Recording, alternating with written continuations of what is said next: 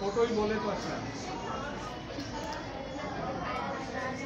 श्री माता जी, ये राजकीय वरिष्ठ माध्यमिक कन्या विद्यालय, विद्यालयों के बाहर लिखा होता है राजकीय कन्या वरिष्ठ माध्यमिक विद्यालय, जो गलत है। राजकीय वरिष्ठ माध्यमिक कन्या विद्यालय भीमनगर गुरुग्राम की नवम से एकादश कक्षा की छात्रा है। सभी छात्राओं को हम गुरुग्राम के ध्यान केंद्र की तरफ से, जो मेडिटेशन सेंटर की तरफ से हार्दिक नमन और हार्दिक प्रणाम करते हैं। ये विद्यार्थियों, जिस देश में हम बैठे हैं, ये संसार का सबसे ऊंचा देश है। ऊंचा इसलिए क्योंकि स्वर्ग से जब भी देवता धरती पर उतरे हैं तो उन्होंने भारत भूमि को चुना, और भारत भूमि देवभूमि भी है और साथ में भारत भूमि योग भूमि भी है।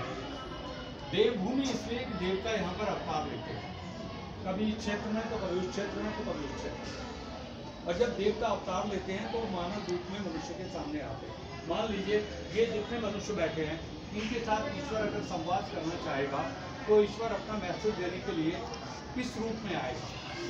मानव रूप में, या कुत्ते के रूप में, या गाय के रूप में, या चिड़िया के रूप में, या किसी और रूप में? बता सकते हैं? मानव रूप में। और जब मानव रूप में ईश्वर धरती पर मनुष्य के सामने आता है तो मनुष्य उसका मजाक उड़ा करके सारा समय उसकी सारी एनर्जी वेस्ट करता है, और वो जब कीमती समय निकल जाता है, वो अवतार चला जाता है, तब मनुष्य पछताता है, हे भगवान, ये तो साक्षात विष्णु थे और हमको पहचान नहीं पाया, हमने तो सारा समय निकाल दिया। ऐसा ही हमारे देश में हमारे जीवन कार्यक्रम है। श्री माता जी आई और चली गई, और अभी मानव जाति को तो पता भी नहीं है कि आदिशक्ति का अवतार हमारे देश में आ गया। अब इस फोटो में से ही आपको श्री माता जी को निकालना पड़ेगा, दुर्गा के रूप में, हनुमान जी के रूप में, शिव जी, इसमें से वो प्रकट होंगी आपके सामने। और प्रकट किन किन रूपों में होंगी? जो जो स्वर्ग से देवी देवता अवतरित हुए हैं वो सारे देवता अब इस चित्र के अंदर समाहित हो गए, सारे 33 करोड़ देवता। अच्छा, इस्लामिक जो कन्याएं हैं उनके लिए सूचना यह है कि कुरान की कह रही है, कुरान में केवल 4 अवतारों का उल्लेख है, ईसा अलैहिस्सलाम, मूसा अलैहिस्सलाम, हजरत इब्राहिम और सल्लल्लाहु अलैहि वसल्लम हजरत मोहम्मद। और एक और अवतार और हैं, जिब्राइल अलैहिस्सलाम, जिनको हिंदू लोग हनुमान जी कहते हैं। हनुमान जी का भी उल्लेख है, हनुमान जी ही मोहम्मद साहब को अल्लाह के संदेश के लिए लेके गए। तो अब ये जो फोटोग्राफ आई है, ये है मेहदी इमाम अथवा मेहदी अलैहिस्सलाम, जो क़यामत से बचाने के लिए आने वाले हैं। इस्लामिक कन्याएं हाथ ऊपर करें। ओके, कितनी हैं? 1 2 3 4। अब देखिए, कुरान में जो पहला कलमा है ला इलाहा इल्लल्लाह मुहम्मदुर रसूलुल्लाह, ठीक है। तब अब ये इन जो बाकी कन्याएं उनके लिए भी मैसेज है, उनको साकार का, इनको निराकार का, बस पहले निराकार समझा देते हैं। वो ये कह रहे हैं साहब, ईश्वर का कोई आकार नहीं है, उसकी शक्ति कण कण में व्याप्त है और उसे एक मूर्ति में नहीं बांधा जाता है, और ये मूर्ति पूजा निषिद्ध है। मनुष्य ने जो मूर्तियां बनाई हैं वो पूजनीय नहीं है, क्योंकि वो मनुष्य जैसी काल्पनिक मूर्तियां हैं, उनमें ब्रह्म शक्ति नहीं है। और पूजनीय वो चीज़ है जिसमें ब्रह्म शक्ति का प्रादुर्भाव हो, ब्रह्म शक्ति को हम महसूस कर सकें, और जो हमारे सारे बिगड़े हुए काम बना दे, इवन वो तक बना दे, कोई मरने वाला है तो उसको जिंदा कर दे, मतलब जिसमें संजीवनी बूटी हो, ऐसी एक दिव्य शक्ति हमें चाहिए जो तन मन धन तीनों स्तरों पर हमारे सारे कार्य सिद्ध कर दे, हमें इस हद तक मदद कर दे कि आज हमारी परीक्षा गणित की और हमारी कोई तैयारी नहीं है, तो वो हमें किसी तरह से दिव्य दृष्टि या ऐसा दिव्य ज्ञान दे कि हमारी स्मरण शक्तियों में हमारे उत्तर आ जाएं और हम पास हो जाएं। ऐसा चाहते हैं ना? एक विद्यार्थी के लिए तो सबसे इम्पोर्टेंट यही है कि सारी परीक्षाएं उत्तीर्ण हो जाएं, तो उसका टेंशन जो है ख़त्म हो जाए, कोई उसको ये ना कहे कि ये फेल हो गए जी, ये कंपार्टमेंट आ गई जी, ओके। और उससे जो डिप्रेशन आएगा, वो डिप्रेशन के फलस्वरूप क्या चीज़ आएगी मालूम? एक तो है आशा, एक है निराशा। आशा और निराशा में क्या अंतर है बता सकते हैं आप? मूलभूत अंतर। आशा और निराशा में अंतर को स्पष्ट करेगा हाथ ऊपर करके। जब हम किसी चीज़ की बोलिए प्लीज। जब हम किसी चीज़ की चाहत करते हैं, आशा रखते हैं कि हमें मिल जाएगी, और जब वो नहीं मिलती तो हमें निराशा प्राप्त होती है। एक है सकारात्मक पॉजिटिव और एक है नकारात्मक नेगेटिव। निराशा का मतलब कोई उम्मीद नहीं है, यानी कि नेगेटिव। नहीं हो सकता, और आशा मीन्स हो सकता है, इज इट पॉसिबल। मतलब एक चीज संभव है, एक चीज संभावना और एक असंभावना, संभव और असंभव, नकारात्मक और सकारात्मक। अब साहब इस नकारात्मकता की जो पराकाष्ठा है वो क्या है मालूम? नकारात्मकता की जो पराकाष्ठा है कि मान लीजिए उदाहरण के तौर पर आज भी इस पहली परीक्षा में गणित में फेल हो गए, दूसरे में फेल हो गए, तीसरे में फेल हो गए, तो निराशा का उत्तरोत्तर बढ़ते जाना हमारे लिए आगे किस चीज का द्योतक है मालूम? निराशा की पराकाष्ठा हताशा को जन्म देती है। किस चीज को जन्म देती है?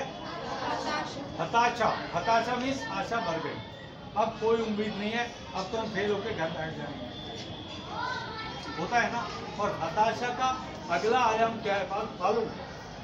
वो है अवसाद। अवसाद मानी डिप्रेशन, कि मनुष्य फिर समाज से परे हट करके, सामूहिकता से परे हट करके वो एकांतगामी हो जाता है और फिर वो बस अपने भीतर ही खोया खोया रहता है। ऐसा व्यक्ति विक्षिप्त हो जाता है, फिर आत्महत्या भी कर लेता है। ऐसा हमने समाज में बहुत बार होते देखा है, फेल हो गए विद्यार्थी आत्महत्या करते हैं। अब आपको हताशा और निराशा दोनों से मुक्ति मिल जाएगी। ये फोटो आपको इतना शक्ति दे देगी कि आपको संबल, आत्मबल मिल जाएगा कि फेल हो गए कोई बात नहीं, कुछ और ईश्वर देगा हमको। परीक्षा में तो फेल हो गए, ऐसे बहुत लोग हैं 3 बार 11वीं या 12वीं कक्षा में फेल हो गए, फिर बाद में जाके ग्रेजुएशन में चमक गए और फिर MBA पास करते थे, उनसे भी आगे निकल गए। ऐसा भी बहुत सारे लोग करते हैं। बहुत सारे लोग 10वीं पास भी नहीं, 5वीं बार मुख्यमंत्री तक बन गए। बहुत सारे लोग चाय बेचते बेचते प्रधानमंत्री बन गए, है कि नहीं? तालियां बजाओ। तो ये जो लकीरें हैं इनमें, ये बदल भी सकती है। और ये जो 5 तत्व हैं, अग्नि, स्वादिष्टान चक्र, विशुद्धि, गला यानी कि आकाश तत्व, ओके, नाभि चक्र जल तत्व, आज्ञा चक्र अंतरिक्ष अथवा प्रकाश, अनहद चक्र पर वायु, मूलाधार चक्र पर पृथ्वी और सहस्रार चक्र पर देवलोक, अर्श मोहम्मद। कुरान के हिसाब से जो मोहम्मद साहब ने कहा था, अब फातिमा जी आपके सामने आ गए, जिनके सम्मान में मोहम्मद साहब खड़े होते थे। रूप बदल करके दैविक शक्ति आती रहती है। सबसे पहले कामधेनु बनकर स्वर्ग में सुरभि के रूप में आई, फिर उसके बाद राम के साथ सीता, फिर उसके बाद दुर्गा के रूप में आई, फिर उसके बाद राम के साथ सीता बनकर आई, भगवान कृष्ण जो है राधा बनकर आई, फिर वो आई मोहम्मद साहब के साथ उनकी बेटी फातिमा बनकर, फिर वो गुरु नानक की बहन नानकी बनकर आई, फिर ग्रीक की राजधानी एथेंस में वो अथेना देवी के रूप में आई, चित्तौड़ जिले में गणगौर के रूप में राजस्थान में प्रकट हुई, राजस्थान के एक और झुंझुनू जिले में वो सती माता के रूप में, अब ये निर्मला माता के, अब ये इसमें सारे देवी देवता दयानी, भवानी, शिवानी, हिमानी, दुर्गा की सारी शक्तियाँ, महालक्ष्मी की सारी शक्तियाँ, महाकाली की सारी शक्तियाँ, लाकिनी, डाकिनी, शाकिनी, हाकिनी, राकिनी, जितनी दैविक शक्ति ले लो, शिवानी, भवानी, हिमानी, चंडिका, चामुंडा, ओके, वैष्णो देवी, वो सारी शक्तियाँ इसके भीतर आ गई, यानी गागर में सागर समाहित हो गया। वैसे बोले तो गागर में सागर आ सकता है क्या? एक मटके में समुद्र समाहित हो सकता है क्या? बट ऐसा तो हो गया। अब ये सारे देवता ईसा अलैहिस्सलाम, मूसा अलैहिस्सलाम, इब्राहिम सल्लल्लाहु अलैहि वसल्लम, हजरत अली, ओके, हसन और हुसैन और फातिमा, वो सारे के सारे जितने पैगंबर हैं, चाहे वो कुरान के हों, चाहे बाइबल के हों, चाहे श्रीमद् भागवत, हिंदू धर्मशास्त्र में इसको कल के अवतार, इस्लामिक धर्मशास्त्र में इसको मेहदी इमाम और बाइबल के अनुसार ये होली स्पिरिट यानी पवित्र आत्मा। कन्या अभी भी नो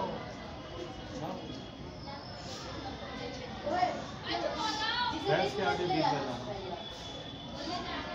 खाली हाथ है कि खाली हाथ है। हम कितनी कल्पना लेके आते हैं कन्याओं का हम भला करते हैं, लेकिन कन्याएं तो जब पात्री खाली नहीं है तो उसमें आप अमृत कैसे उड़ेल सकते हो? दोनों हाथ खोलिए, फोटो को देख लो।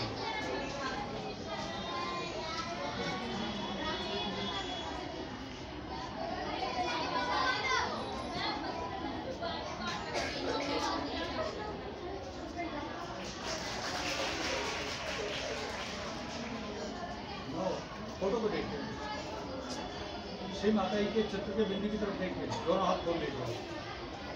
कन्याओं प्लीज, जिनकी अभिरुचि नहीं है कक्षा में से निकल जाए, जिनको अच्छा नहीं लग रहा वो जा सकते हैं। इस फोटो से एक सवाल पूछिए, श्री माता जी आप कौन हैं, कृपया अपना परिचय हमें दीजिए।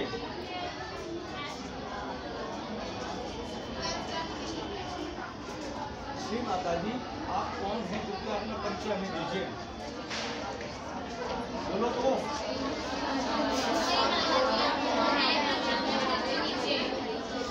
क्या आप सचमुच में आदिशक्ति हैं? हम ये कैसे यकीन करें कि आप आदिशक्ति हैं? अगर आप सचमुच में आदिशक्ति हैं, तो क्या आप ही ने संसार को बनाया? अगर ऐसा है सचमुच में, तो उस शक्ति का एहसास हमें कराओ। हमारी सारी चिंताएं मिटाओ, हमारी मनोव्यथाएं और दुविधाएं खत्म करो, हमारे तन मन धन को पवित्र कर दो, हमें शुद्ध विद्या और ज्ञान दो, और इस जीवन के सारे दुखड़े खत्म कर दो। ये आपने बोल दिया। अब ये जो बोला है वो करके दिखाएगी और अपना उत्तर पहले देंगी। अब देखिए दोनों हाथ खोल करके इनकी शक्ति को आप अपने हाथों पर महसूस करें। अब ये फोटो जवाब दे रही है और जवाब शक्ति के रूप में आएगा, क्योंकि है ही आज।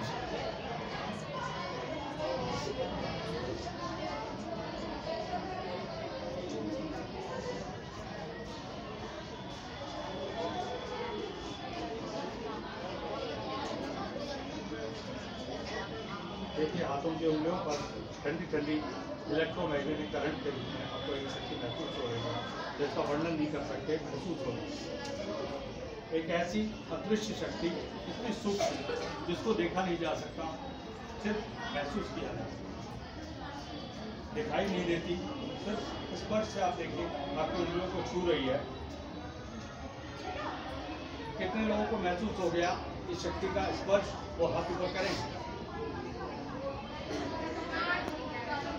कितने लोगों को ये शक्ति महसूस हो गई? हाथ ऊपर करें।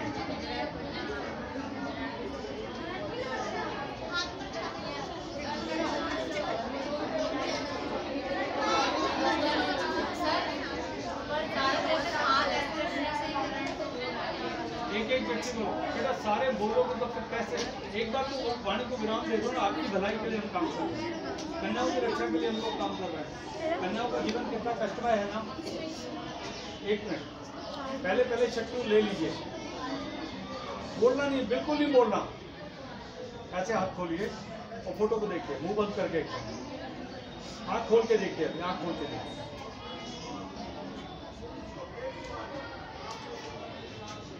श्री माता जी कृपया हमें दिव्य शक्ति दीजिए। श्री माता जी कृपया हमें दिव्य शक्ति दीजिए और हमारी सारी चिंताएं खत्म कर दीजिए।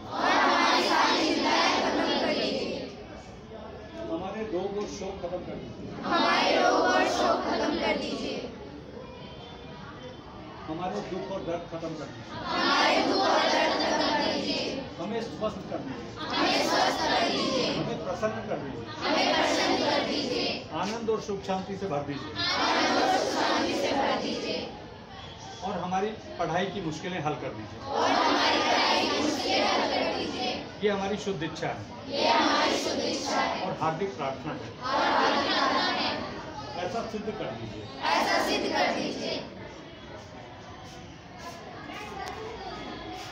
अब देखिए देवी माता कैसे आपको शक्ति दे रही है। हाथ देखिए, उसने उंगलियां चेक कीजिए, अपना ध्यान उंगलियों पर रखिए।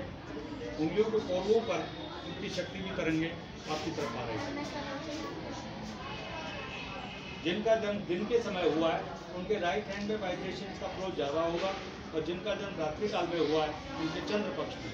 ये देखिए लेफ्ट इज चंद्र पक्ष और राइट इज सूर्य पक्ष। तो जन्म की स्थिति के हिसाब से चेक कर लो किसको लेफ्ट में वाइब्रेशन ज़्यादा है, किसको राइट में वाइब्रेशन ज़्यादा है।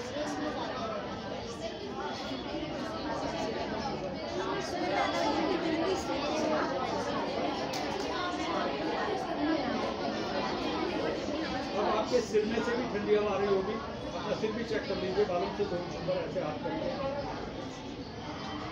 अगर गर्म आ रही है तो इसका मतलब आत्मा अशांत है और उसको बहुत तकलीफ है, आत्मा शांत नहीं हुई। और अगर ठंडी आ रही है इसका मतलब आत्मा शांत हो गई। गर्म कितना को आई है, हाथ ऊपर करें। गर्म सबको गर्म आ रही है,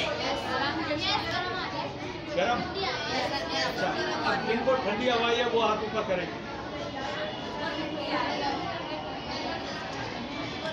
अब देखिए, इस राइट हैंड को हृदय पे रखिए। हृदय में हमारी आत्मा है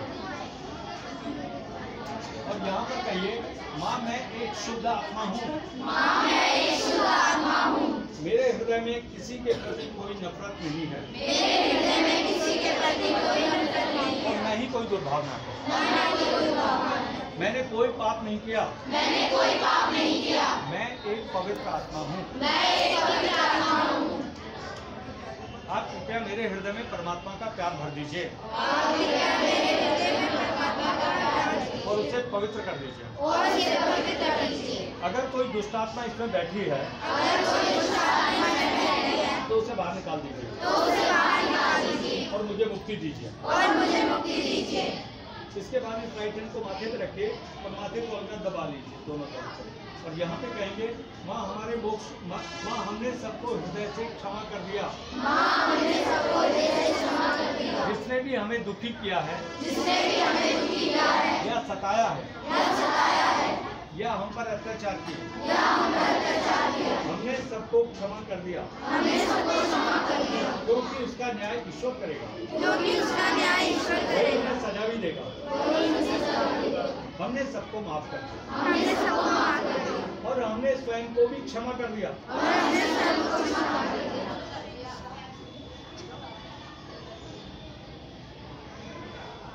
इसके उपरांत इस राइट हैंड को सिर के बैक साइड में रखेंगे, आज्ञा चक्र में बैक आज्ञा पे, और आकाश की तरफ देखते हुए ये कहेंगे, हे परमात्मा, हे अल्लाह ताला, अगर हमने आपकी शान के खिलाफ जाने अनजाने में कोई गलती की हो, या हमसे किसी का अहित हो गया हो, या हमने किसी के साथ छल किया हो, तो परमात्मा हमें क्षमा करे और हमारे जीवन की रक्षा करे। हमें पापों से बचाए और हमारे जीवन को आनंद और प्रेम से भरे, सुख शांति से पूर्ण करे। ऐसी हमारी हार्दिक अभिलाषा है। इसके उपरांत इस राइट हैंड को सिर के तालु हाथ पर रखें, माथा झुका लीजिए और इस राइट हैंड से हथेली को देखिए, ब्रह्मरंध्र ये है आत्मा का द्वार, इस तरफ से आत्मा देवलोक में जाती है। इसको ऐसे दबाकर ऐसे गोल गोल घुमाइए और यहाँ पर विनती करेंगे, वहाँ हमारे मोक्ष के द्वार को खोल दीजिए और हमारी आत्म ज्योति को प्रज्वलित कर दीजिए, ताकि हमारा शरीर का कण कण प्रकाशित हो जाए, रोम रोम प्रकाशित हो जाए, हमारी आत्मा का दीप प्रज्वलित कर दीजिए।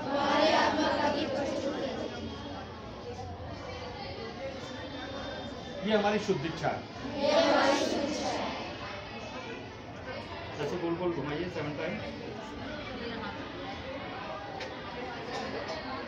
अब दोनों हाथ खोल करके इस चित्र को देखिए। अब आपका चित्र एकदम शांत और स्थिर है। देखिए, आप फोटो को देखिए। अब आपका चित्र निर्विचार और निर्विकार, ध्यान से देखिए फोटो को। आप कहीं भी संसार में अपना मन लेके जाइए, चित्र आपका लौट आएगा, फोटो के अलावा कहीं जाएगा। ये ध्यान की पहली अवस्था है।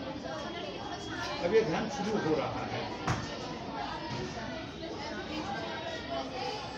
और इस फोटो की जो दिव्य शक्ति है वो आपके हाथों की तरफ आपके अंदर प्रवेश कर रही है, आपकी उंगलियों को छू रही है और आपकी तकलीफें आप निकाल देंगे। आपको जो जो तकलीफें हैं सेवा में सब तकलीफें निकाल देंगे। ऐसे हाथ खोलेंगे। इस जन्म के पिछले सारे जन्मों के संताप निकाल देंगे। ऐसे हाथ खोलेंगे। कन्याओं, अरे बेटा, तुम लोगों के लिए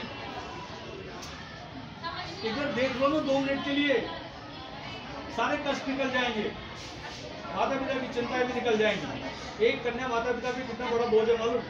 जब तक एक कन्या घर सुरक्षित नहीं पहुंचे माता पिता चिंतित रहते हैं कि नहीं? बोलो तो। तो फिर तुम्हारी सुविधा के लिए हम लोग देवी माता लेके आ रहे हैं, हमें मिल गई तो हम लेके आ रहे हैं। हमें पता चल गया ये मौत से भी बचाती है, संजीवनी है इसमें, सारे दुख दर्द खत्म करती है, सारी पीड़ाएं खत्म करती है, सारी तकलीफें खत्म करती है, तो हम उसका लाभ क्यों ना उठाएं? बताना कुछ ले थोड़ी रहे हैं आपसे। देखिए दोनों हाथ खोलिए। अब देखिए जो चक्र हमारे खराब हो गए बाबू, हमारे शरीर में जहाँ जहाँ पे तकलीफ है वो हमारे हाथों पर पता चलेगी। और ये भविष्यवाणी सबसे महत्वपूर्ण संदेश मोहम्मद साहब का है, जिसमें उन्होंने कहा कि जब क़यामत आएगी तब आपके हाथ बोलेंगे और आपके कर्मों के विरुद्ध शहादत देंगे, ऐसा कुरान कह रही है। अब देखिए अगर आपके लीवर में तकलीफ है यहाँ पे बाएं स्वादिष्ठान में, तो अंगूठे पर पता चलेगा। अगर विशुद्धि चक्र में गले में तकलीफ है ये उंगली बताएगी, नाभि चक्र की तकलीफ इस उंगली पे पता चलेगी, माथे की तकलीफ, आज्ञा चक्र की तकलीफ ये उंगली बताएगी, हृदय की तकलीफ ये उंगली बताएगी, मूलाधार की तकलीफ यहाँ पता चलेगी, और सहस्त्रार की तकलीफ यहाँ पे पता चलेगी। ये जो सहस्त्रार है यहाँ पे पता चलेगा। तो अपनी काया की स्थिति देखो, कौन कौन से चक्रों में आपको वाइब्रेशन आ रहे हैं और कौन कौन सी उंगलियों में वाइब्रेशन नहीं आ रहे। अपनी काया को चेक करो, जहाँ जहाँ पे तकलीफ होगी वो उंगलियाँ बता देगी मुझे यहाँ पे तकलीफ है। फिर उस देवता का मंत्र लेंगे तो वहाँ से शैतान हट जाएगा और वहाँ पे फरिश्ते आ जाएंगे और फिर आपकी काया को एकदम पवित्र और स्वस्थ कर देंगे और तब तक आपके सारे काम बनने लगेंगे, आपकी मनोकामनाएं पूर्ण होने लगेंगी। जैसे ये 10वां दरवाजा आपका खुल जाएगा। अब देखिए सिर के ऊपर चेक कीजिए, गर्म है या ठंडी? गर्म है या ठंडी? अभी भी गर्म है।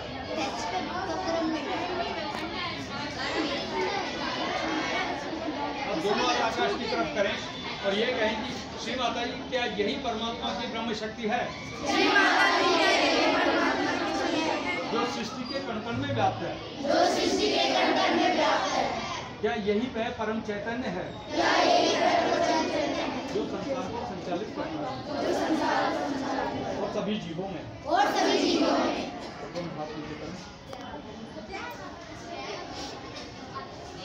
इस्लामिक बालक कह सकते हैं क्या यही अल्लाह का आलम नूर है? क्या यही अल्लाह ताला का आलम नूर भी ब्रह्म ज्योति? देखिए दोनों हाथ खोल के आ रही है हाथों में, कैसा लग रहा है? ठंडा है गर्म? इसलिए क्योंकि चित्त इधर है ही नहीं। एक बार दिल्ली पे ध्यान लगा लीजिए, एकदम ठंडक आ जाएगी। एकदम सिनारे को देखे ध्यान से और विनती कीजिए माँ हमारी सारी दुविधाएं खत्म कर दीजिए, हमारी चिंताएं समाप्त कर दीजिए, हमारे हृदय को परमात्मा के प्रेम से भर दीजिए। अब देखिए कैसा लग रहा है?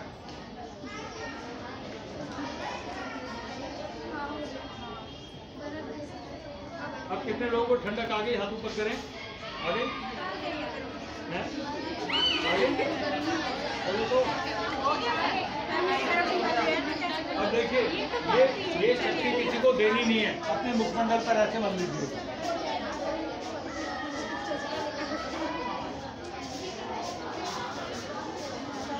और कमर में सबसे है, कमर में